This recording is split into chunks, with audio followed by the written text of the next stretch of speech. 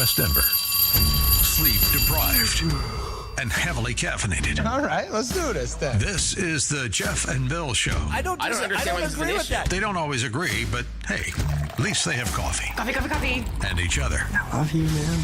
God help us. I want to bless him. We need all the help we can get. Now here's Jeff Hunt and Bill Thorpe. The Jeff and Bill Show on News Talk 710 KNUS.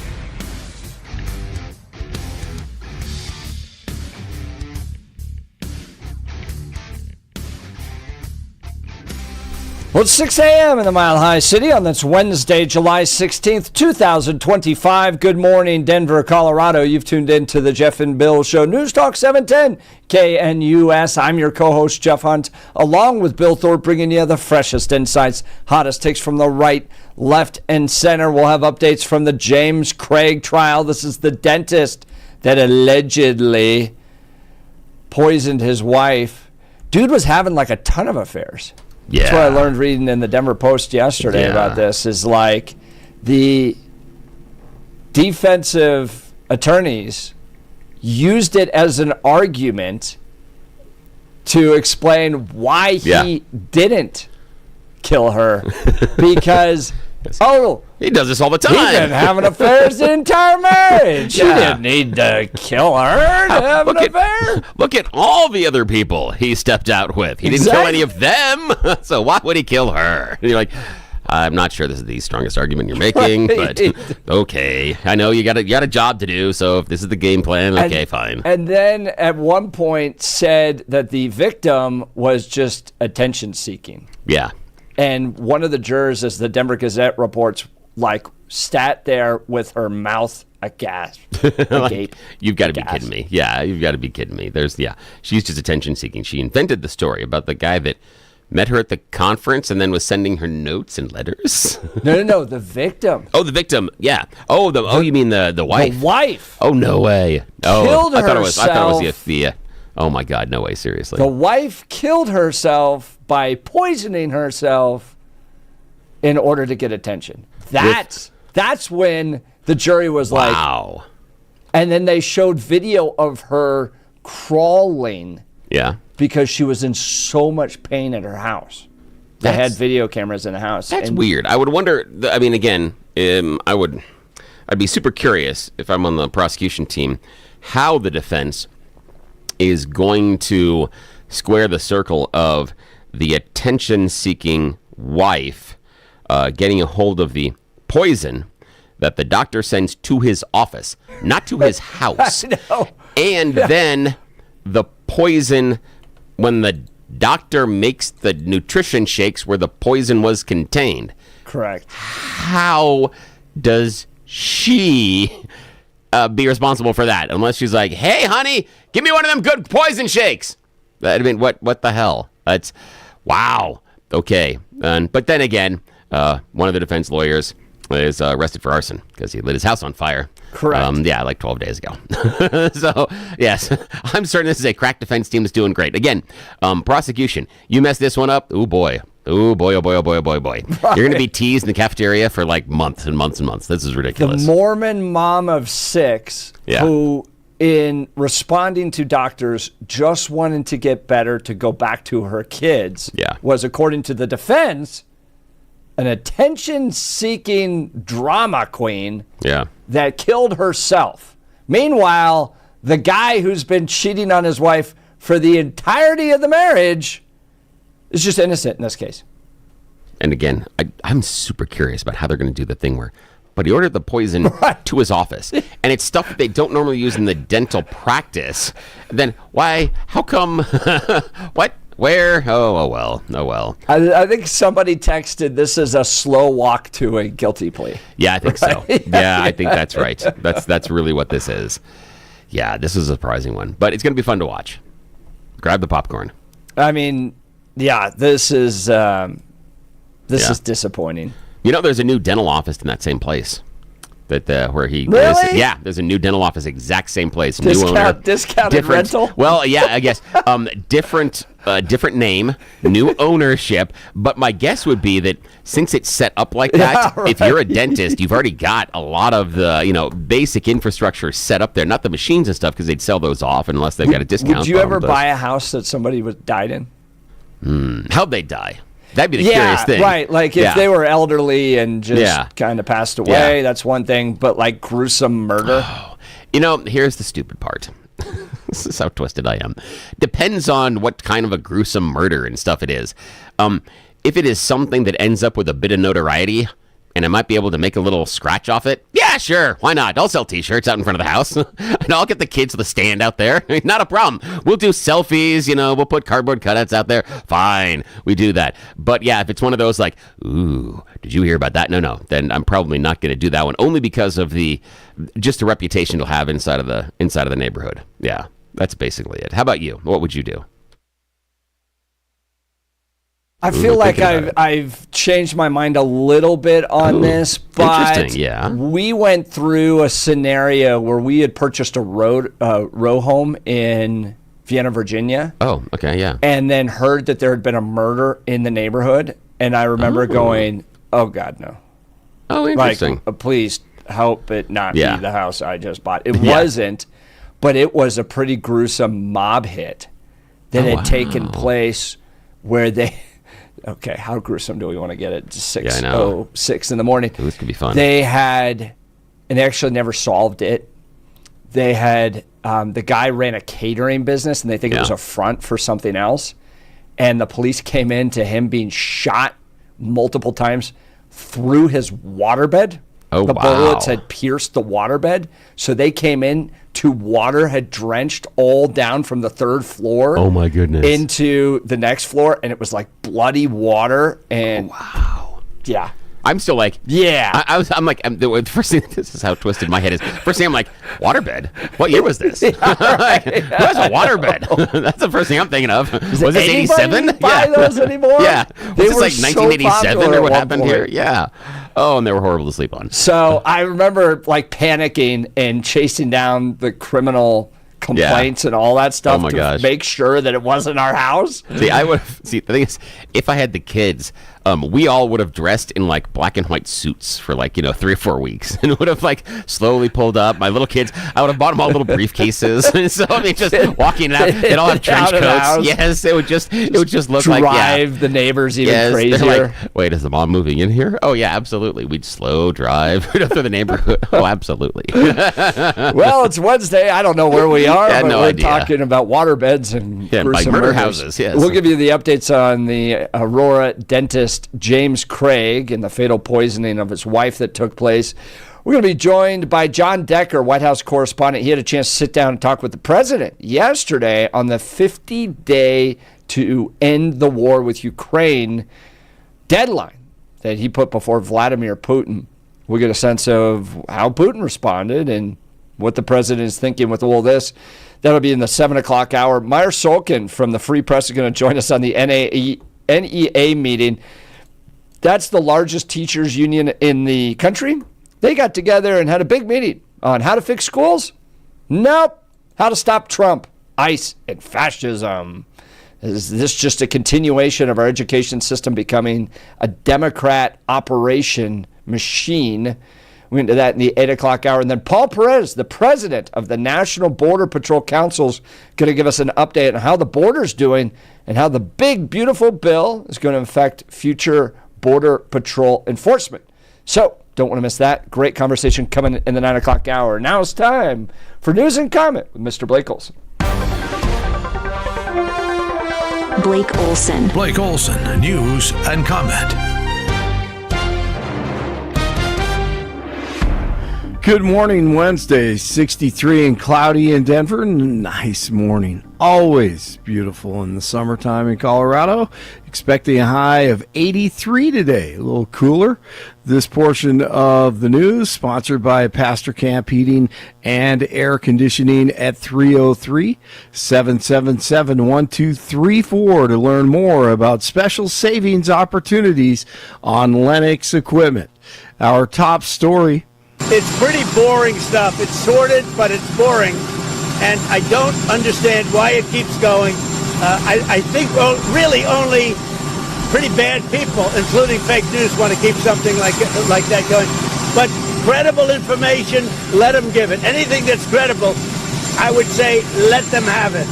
DJT asking Attorney General Pam Bondi to release any credible documents from the Epstein files. He accused former Presidents Biden and Obama, Biden and Obama, and other Democrats of making up the documents, despite the DOJ's recent statement that no such list exists.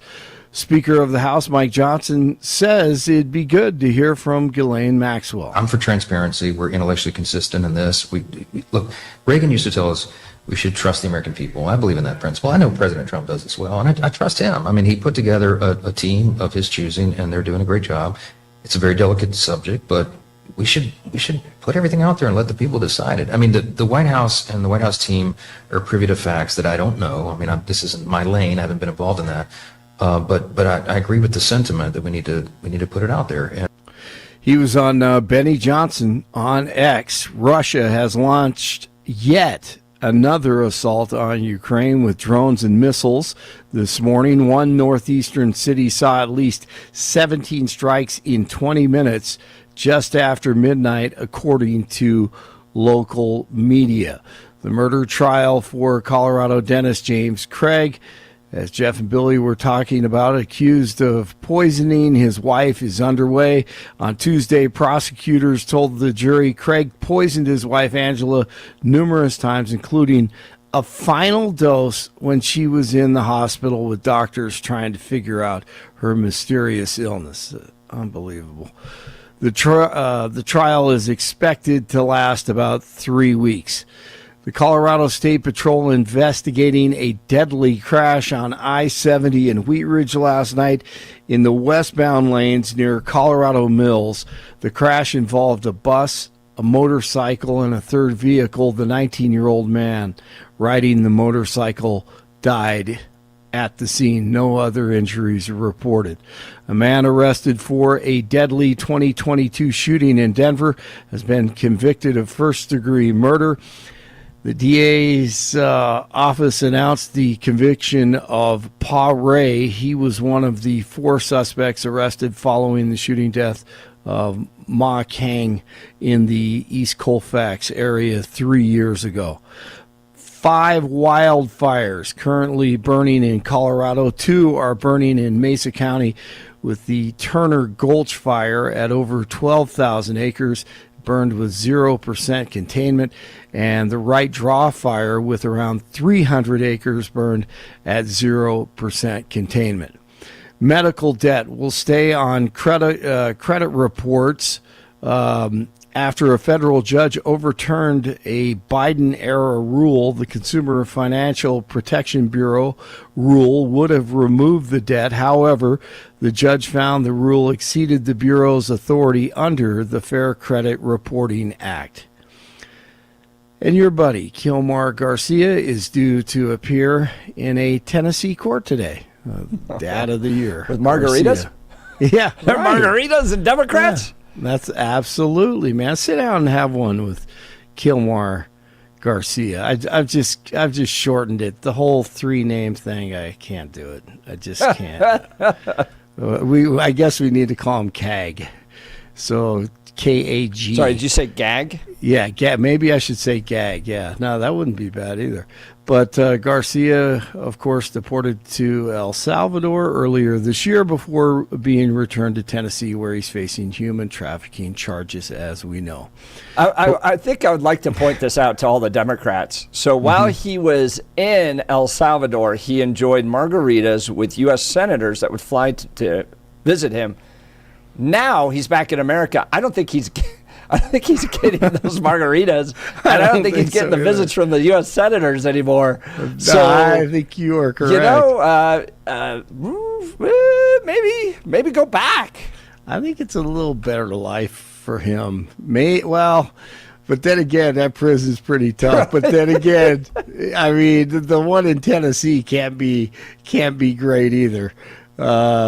but he's closer to home. He's at home. He's in the other place. So correct.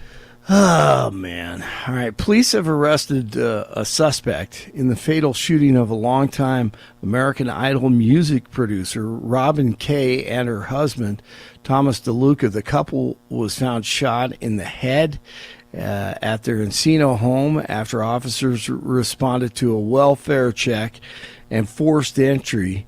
American Idol called Kay a beloved cornerstone of the show since 2009, saying they are devastated by the loss. Kyle Schwarber delivers a National League victory in the All-Star game last night. Epic home run swing-off. A little historic event there. 61 in Thornton and 62 in Lone Tree, 63 in Denver. Jeff and Billy continue. Blake Olson. My name's Blake. Do you want to go to war, Balaki? I'm for real. Blake Olson, News Talk 710 KNUS. A cold front moving south along the Front Range will trigger an excellent chance of showers and thunderstorms today through tonight into tomorrow. Be advised, especially today, of the risk of severe weather with heavy rain, large hail, strong winds. High 70s and low 80s falling into the 70s, upper 50s tonight, 80s tomorrow. Weather is a service of L&L Heating and Air Conditioning. For quick, trustworthy, and dependable service, call L&L Heating and Air Conditioning at 720-851-1691. Visit them online at bestdenverhvac.com. You'll be comfortable with L&L. Meteorologist Don Day in the 710 KNUS Weather Center.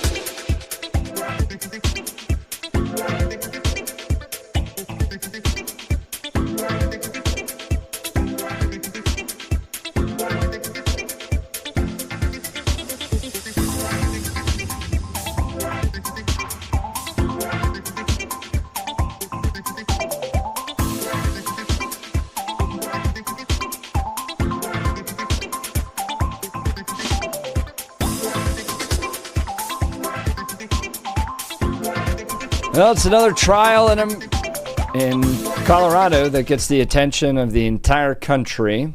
This coming from the Denver Post. Trial opens for Aurora dentist James Craig in the fatal poisoning of his wife. 47-year-old is charged with first-degree murder in the 2023 death of his wife, Angela Craig. They write, James Craig was on the clock.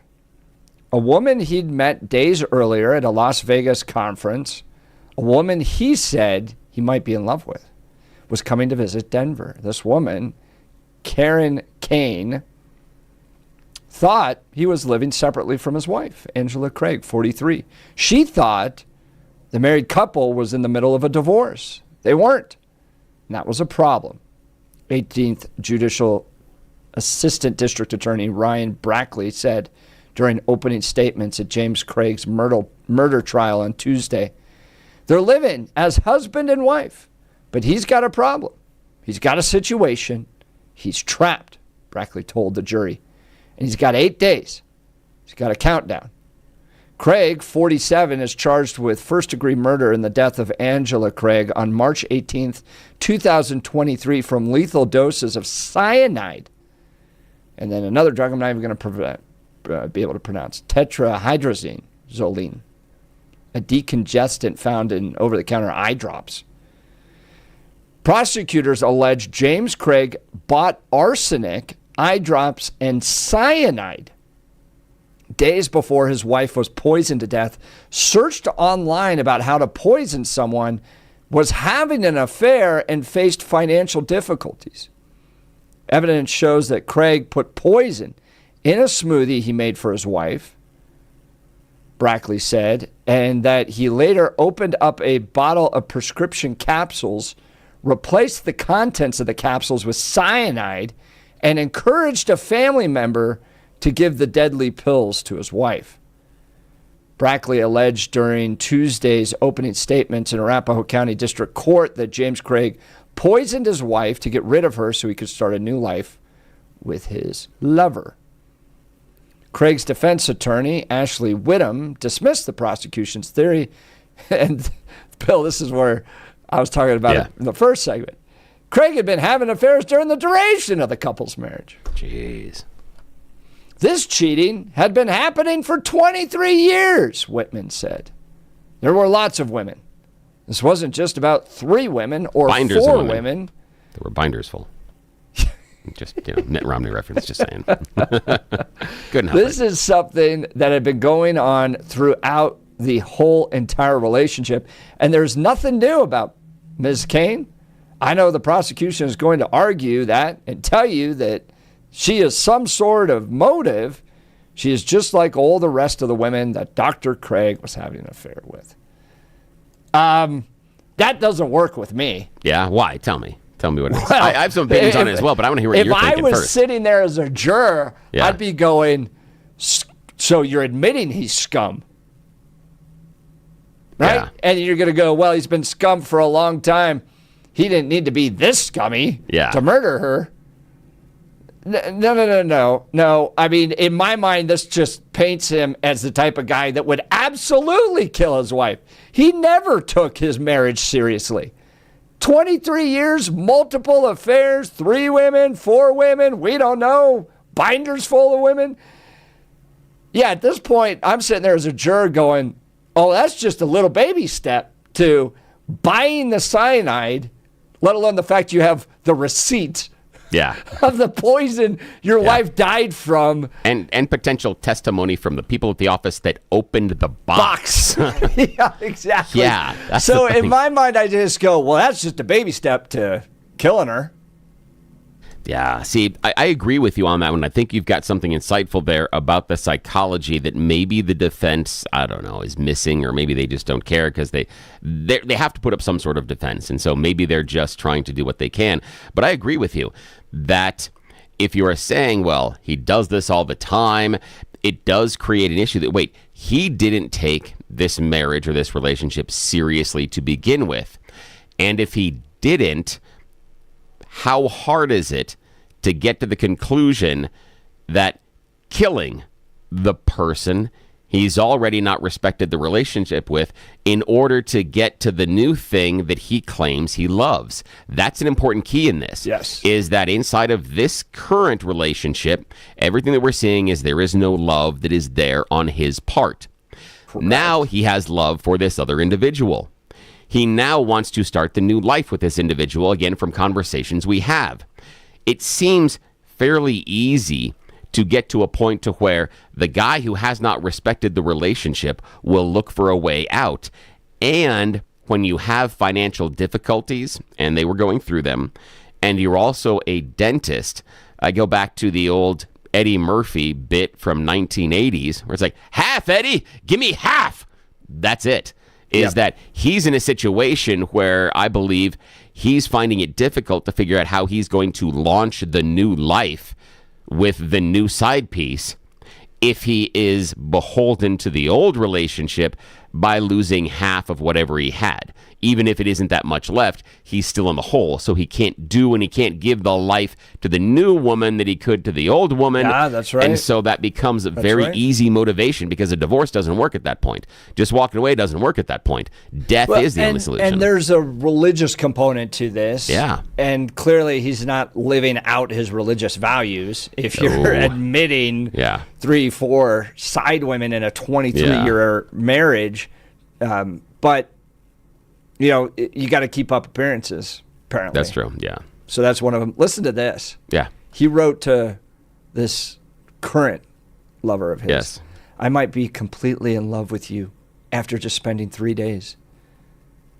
They had met at a conference in February. Over roughly 3 weeks, this is from the Denver Post. Yeah. Over roughly 3 weeks, they exchanged 4 4,000 text messages, 80 expressions of love, and planned a future together. Oh. 4,000 text. Yeah, 4,000. 4,000 is a lot. The other part is that the expression of love and the planning of a future together. Yes. And again, that because he is already planning something else and he's planning a different path for his life, to me, if I'm the prosecution, that allows me to talk to the jury about how he's trying to tie up this life right now. And if he was just trying to end the marriage relationship and divorce, he goes to a lawyer. He files paperwork. Because he's already planning this new life, but he doesn't. He doesn't take the step to go to a lawyer. He doesn't take the step to even go to counseling. The step that he takes is to go to the one of the computers in his office, not his office, but one of the exam rooms, and search about non-traceable poisons you can put into someone. Listen to these search requests he put out there. Okay, in light of this woman he had met, they'd spent 3 weeks since they knew each other. Yeah. Only spent 3 days together, exchanged 4,000 text messages. At one point, he even texted this to her. Maybe she, his wife, he's referring to, will decide to stay gone for a long time. It would be hard for me to figure out how to manage with the kids, but it would definitely make my life easier. Oh, geez.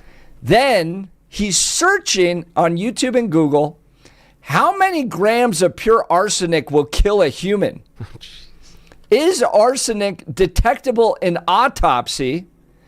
Top 5 undetectable poisons that show no signs of foul play. Who puts that list together? How to make poison, and the top 10 deadliest plants that can kill you, according to the police affidavit. Jeez.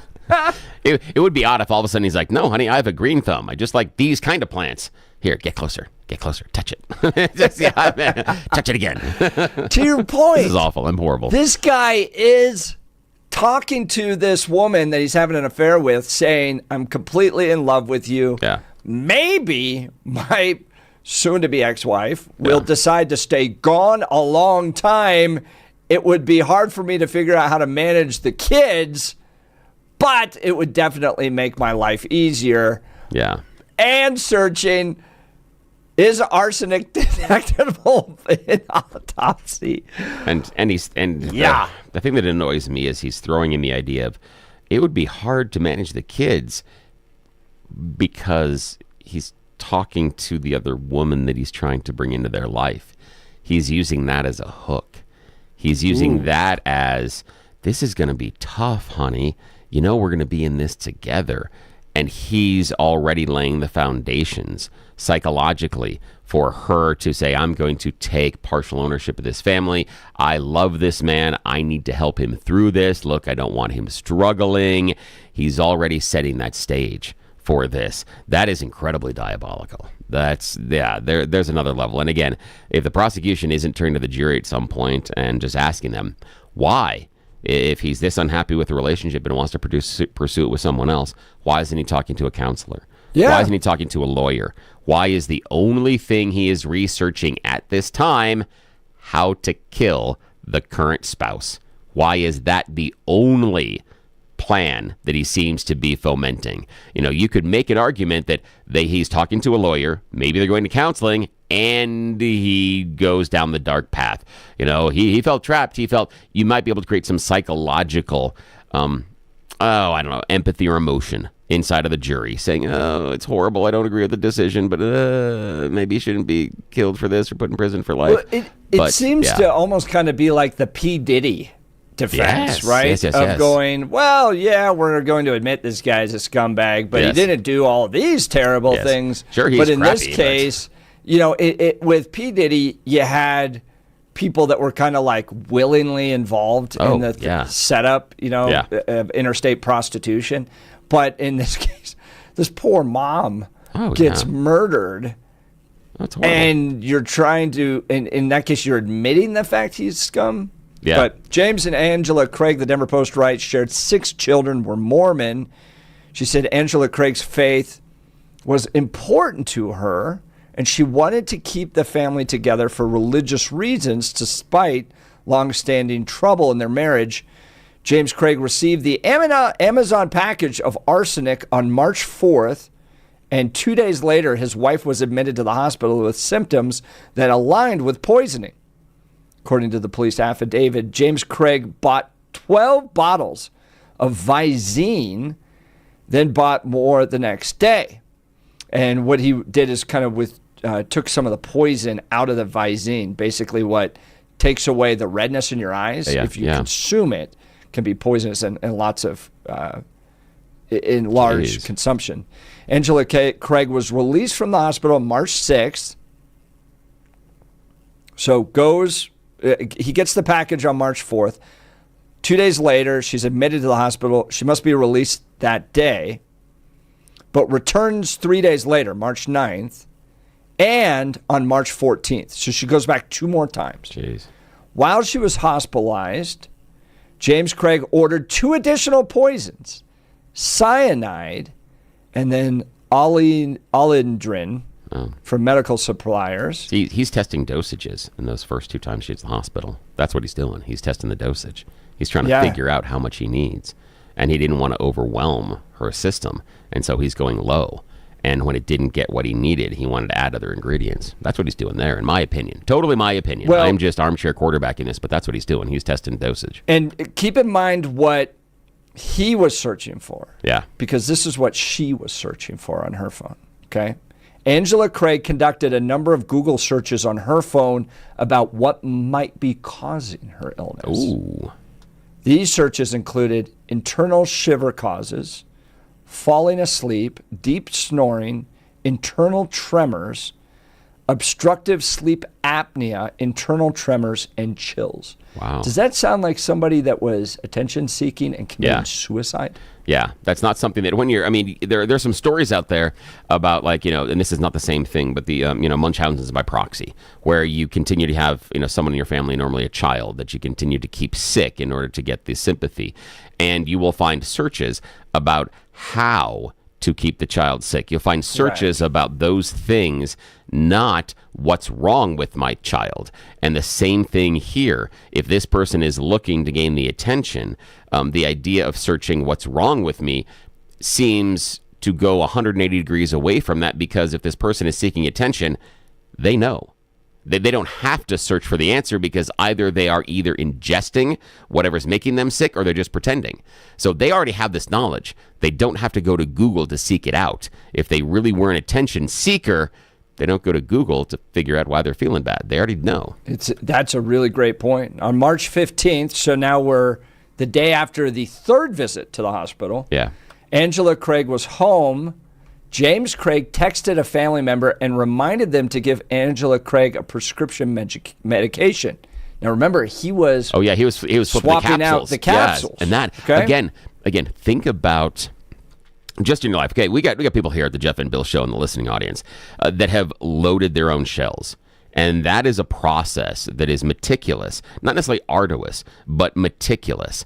You're going through that same process of loading your own shells for your shotgun, but you're doing it with little tiny capsules of medicine that you're having to take those capsules apart, and you have to empty out what's inside, put stuff in, and then put those capsules back together. And remember, unlike a shotgun shell that's supposed to maintain its side rigidity and only supposed to open at the top, these capsules are supposed to dissolve when they get moist in water. It's your stomach, digestive fluids, but they start to dissolve inside of water, and they break very easily. So that is something that is incredibly meticulous, that takes a lot of time and a lot of patience in order to change out what's inside a capsule and then placing it back into the bottle.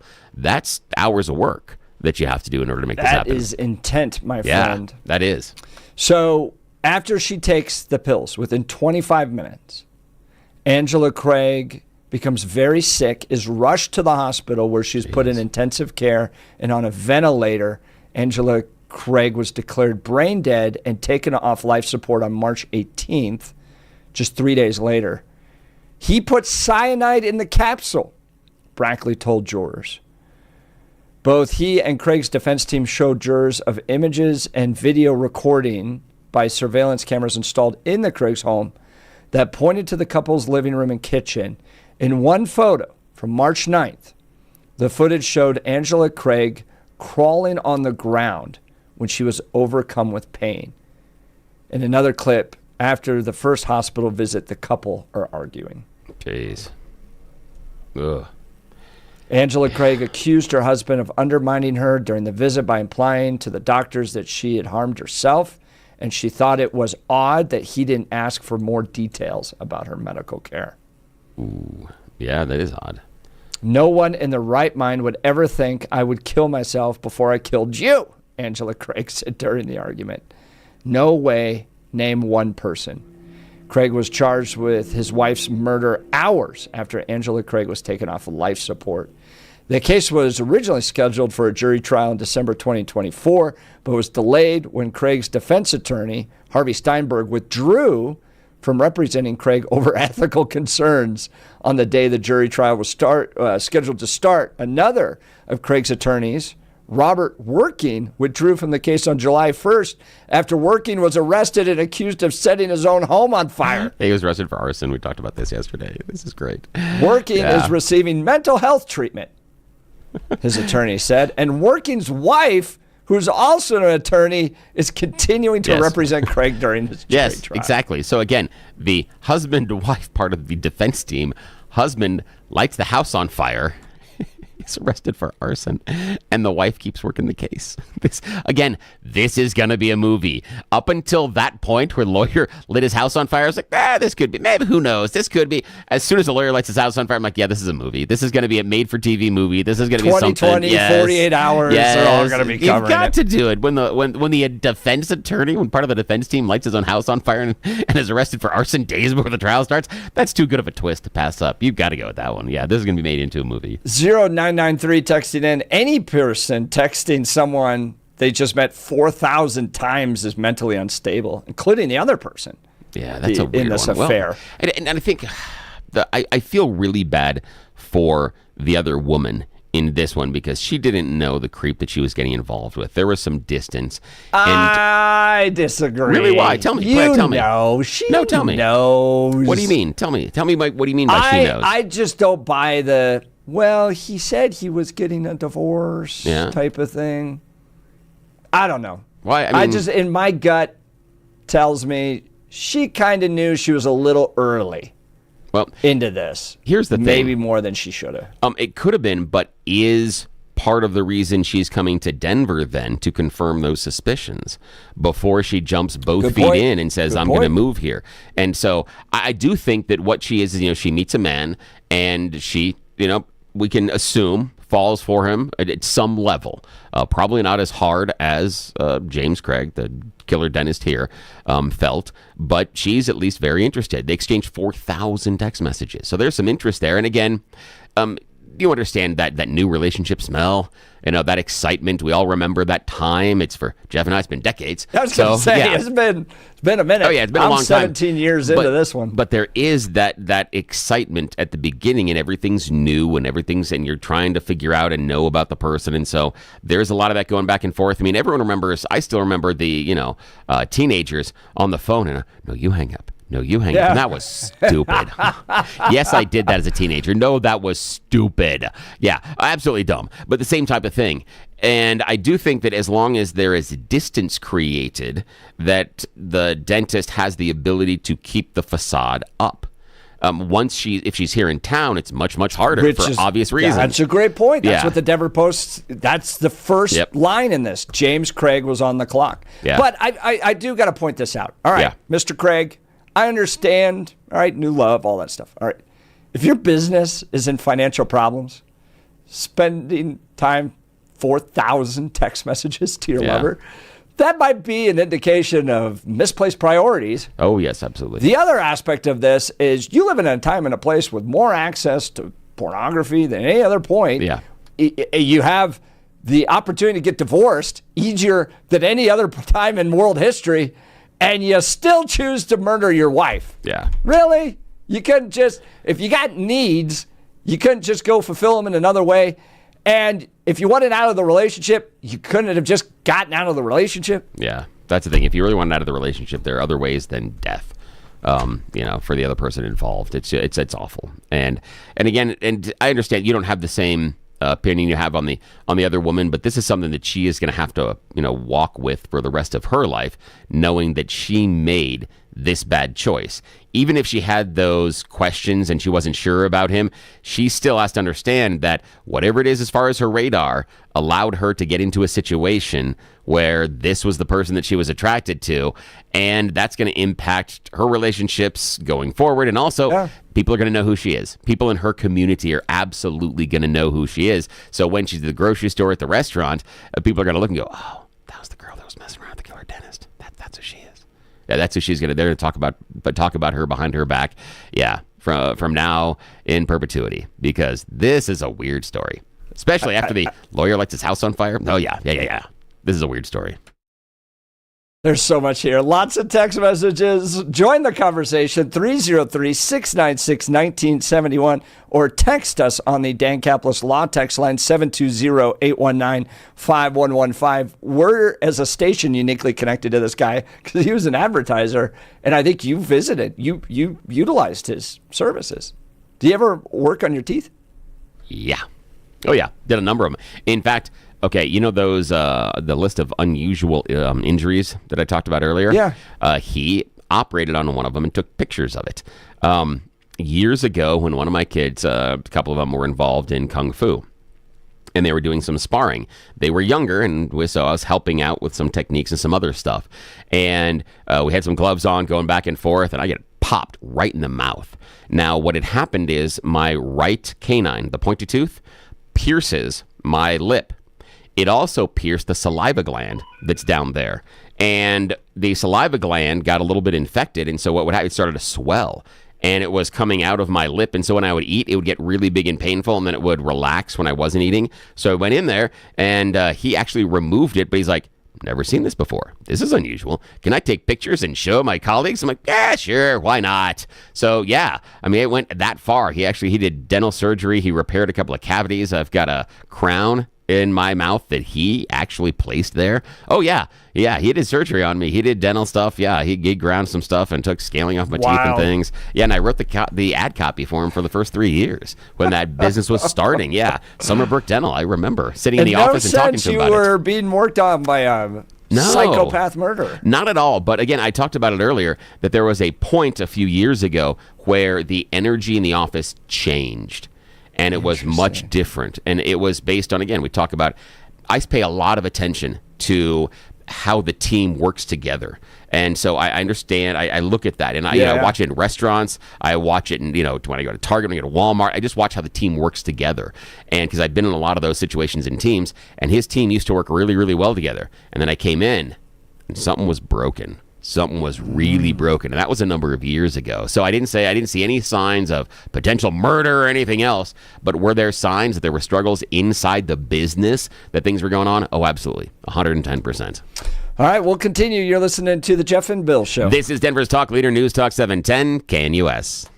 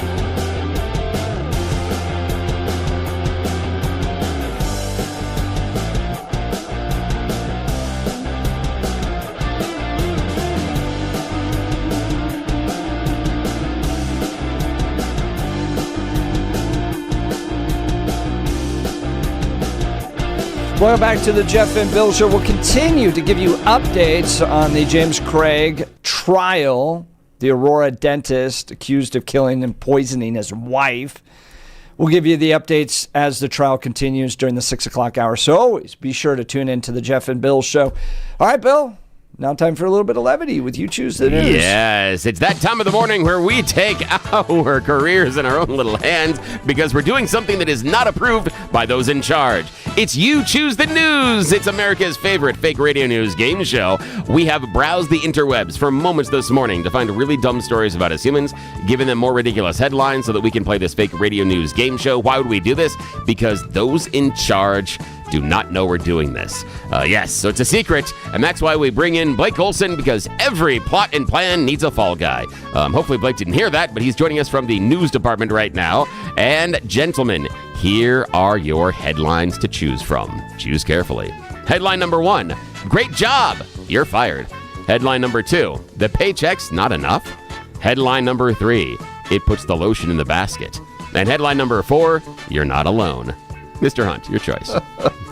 Puts the lotion in the basket. Yay, you got the reference. Yeah, Yes. Silence of the Lambs. Yes. Clarice. Puts the lotion in the basket. A 23-year-old man is accused of leaving a teddy bear outside of a shop in Victoriaville recently. This happened on Sunday, July 13th, and turned into a huge police investigation. Why? It's just over a little teddy bear. What could Winnie the Pooh possibly have done wrong? Well, it looked like the teddy bear was made from human skin and had blood all over it. Oh. Now, here's the thing. This guy's 23? Yeah, the 23-year-old has been arrested and charged with creating a public nuisance, but it wasn't real human skin. It was a prop that is made by an American. Robert Kelly, owner and artist behind Darkseed Creations in South Carolina, says that he makes props for Halloween and haunted houses. And one of the popular ones is this teddy bear that looks like someone has taken some human skin and kind of stitched it and put it over the outside. He goes, yeah, it's super creepy. It looks like there's blood on it, but it's totally fake. You can buy it for about $165. It's just dyed and painted latex. Not a big deal, but he was shocked to find out that his little teddy bear made a very, very big deal. They don't know why the 23-year-old in Canada decided to leave this outside of the shop, but yeah, he's now arrested because you can't leave, creepy bears outside stores in Canada, evidently. So I know, but who knew that you could go buy a teddy bear that looks like it's made from human skin? No doubt. I know. I'm glad it turned out that way. And who makes those? Oh, yeah. Go to the next level. He's like, hey, I have an idea. That's like, yeah, this is what I'm going to get into. I hope his parents are proud. Okay, now. I'm sure they are. Awful. Oh, yeah, I would call the police. Oh, of course. It's super creepy looking. Yeah, it's very realistic. The guy that does the creations, he's good at his work, and that is super creepy. Okay, now, Blake. An artist. Yes. Yes. Blake, it's your turn here. Yes. Great job, you're fired. The paycheck's not enough, or you're not alone. Great job, you're fired. Yeah, great job, you're fired. That's what the video game maker King has been telling a whole bunch of staff. You may not recognize the name King as a game maker, but you may know their popular game, Candy Crush. Yes. They also have a Heroes Saga that is very popular too as an online gaming. But they're having a lot of problems because it looks like they're not leveling up their staff. In fact, 200 of them have told, nope, you've lost all your lives. Game over. Go home. You're fired. The weird part is most of these 200 people have been involved in creating, AI tools to help create other levels and other things inside of the game. Yes, the 200 staff members at King, makers of Candy Crush and Heroes Saga, apparently had their own devs create the AI that then replaced themselves. I bet they did. Yeah. So, basically they said that it's not going to be as creative or anything else because it only has to work on models and it's going to run out. Yeah, they're not individually creative because they're only going to ape the stuff they did before. But yeah, if all of a sudden you're playing Candy Crush and you're like, this seems like it's doing the same thing over and over again, that's why. They're letting AI design it. They're not doing it. But again, how would you feel being the human that had built this system for AI to do these things? And like, oh, great, good job. Now get out of here. That's weird. I know. Yeah. It's weird. Okay, let's see what Jeff chooses on this We're going to see a lot more of that. Oh, hell yeah, we are. Okay.